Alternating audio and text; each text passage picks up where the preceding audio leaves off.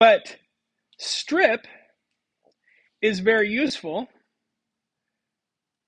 because, let me get my PyCharm open. Man, why didn't I have that ready to go? Okay, so we have,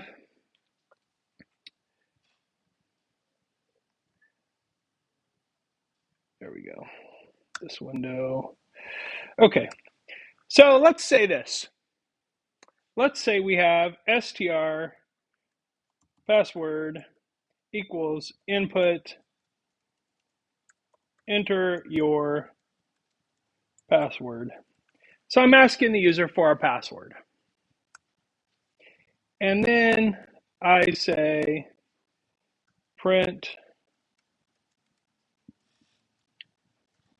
Okay, so I'm going to put some strings together, str password plus another string.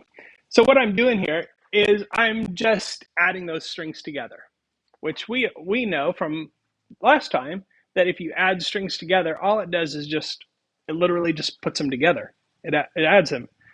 So if I run this and it says enter your password, that little blinking cursor, I don't know about you, but my mind looks at this and immediately feels like, this is a weird thing to be talking about, your feelings in a computer science class, but just bear with me. It feels like it's a little too close, right? Does it feel like it's sort of crowding up against that colon? Just a little bit. So what do you think a significant number of users are going to do in this situation? They're going to go hit that space without even thinking about it because it's intuitive. It's sort of a feeling because it's too close. And then they're going to type password. But when they hit enter, it's not the right password because there's a space there. And people do this all the time. But it's not just passwords. Let's say if we have a name, I'll change this, str name.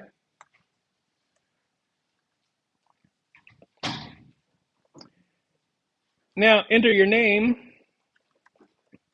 Again, if I add a space to it,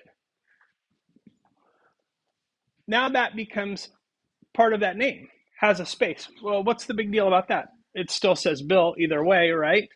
Here's a problem. If I do that, then what happens is, let's say I have, bless you, I have a list of names that I've saved, and I want them to line up on the left-hand side of my screen.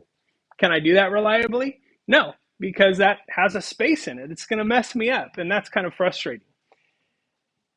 So what I can do here is I can use the string superpower of strip to get rid of that space, even if it's not there. So if I say str new name equals str name dot strip, and instead of the regular name, I put new name here. Now I can put as many spaces as I want there, before and after, and it cleans them off. If I run that and I don't put any spaces in, no worries. It's still, there's nothing there to erase, so it just carries on like there's no problem.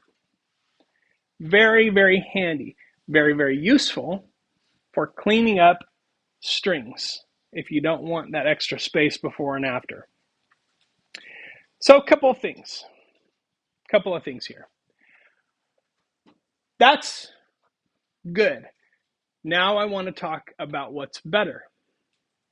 What's better than that? Well, there's a couple of things that I can do to improve this code. The first thing I can do to improve this code is I can improve the user experience, which is always important. We're not just talking about how to use Python to create programs here. I'm trying to teach you how to become software developers. So as a software developer, you always have to think about what the user is experiencing.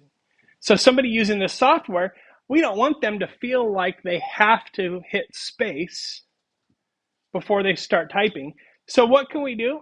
We can alleviate their psychological discomfort knowing that a significant number of people don't like to type directly after punctuation, because after a colon, after a period, after exclamation point, a question mark, if we're typing an essay, what do we always have to type? A space, right? So people are going to intuitively do that. And knowing that, I can preemptively put a space there. So me doing that one little action is going to reduce the probability that they're going to type something dumb. So now you can see here, when I click there with my cursor, it's not crowding the punctuation anymore. So right there, just that one little shift, me adding that to the prompt prevents, or not prevents them, but reduces the likelihood that they're going to feel weird and out of space. So that's the first thing that we can do that's useful. The second thing is a little trick that you will want to use, because every time you do something to a variable, or every time you use a string method, you don't want to have to create a new container for this for the new string. There's no real use for str name anymore, because now I have str new name. But if I had to do something else, let's say I wanted to make it lowercase, str lower name equals str new name dot lower. Don't forget the parentheses, even though they're empty. Very important. And then I could say str lower name.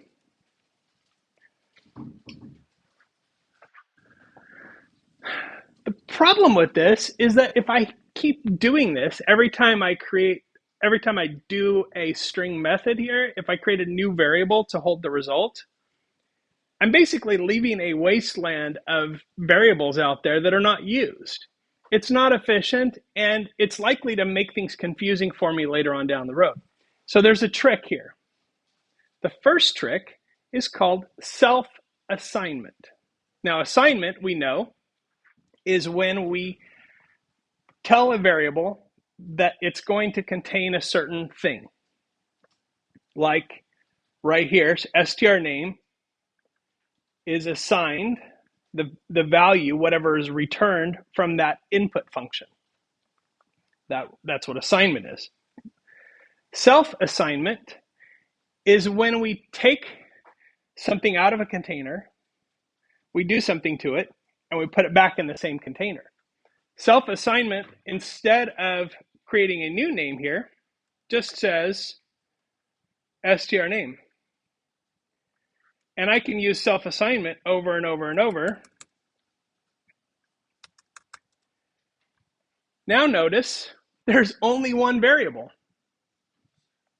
That's clean. There's not a wasteland of extra variables, because all I'm doing is saying str name on line 1 here. Str name is whatever the user enters.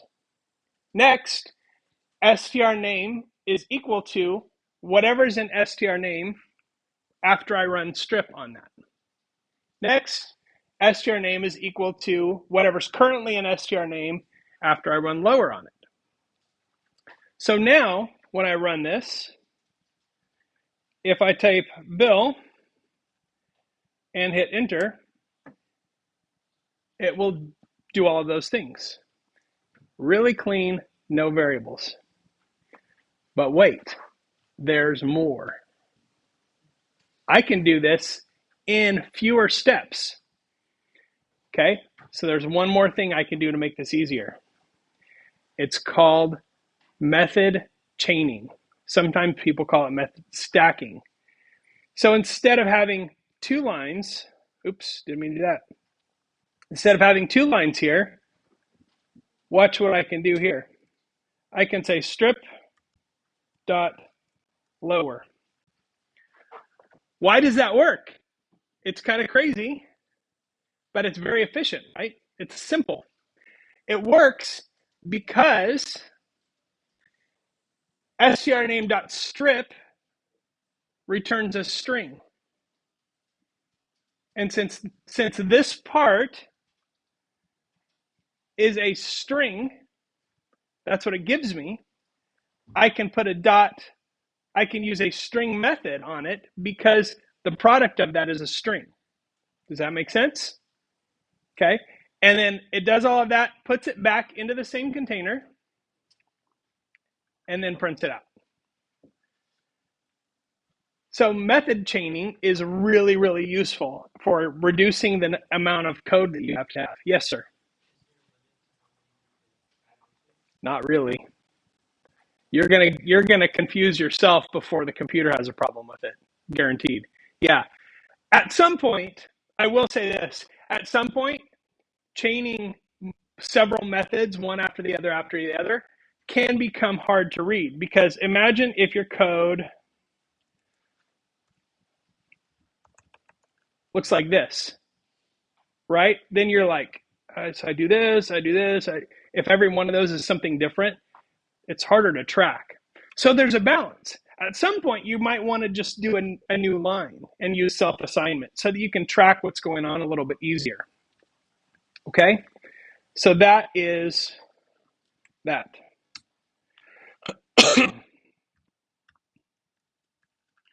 Okay? So that is, those are not all of the string methods. Those are just the most common ones.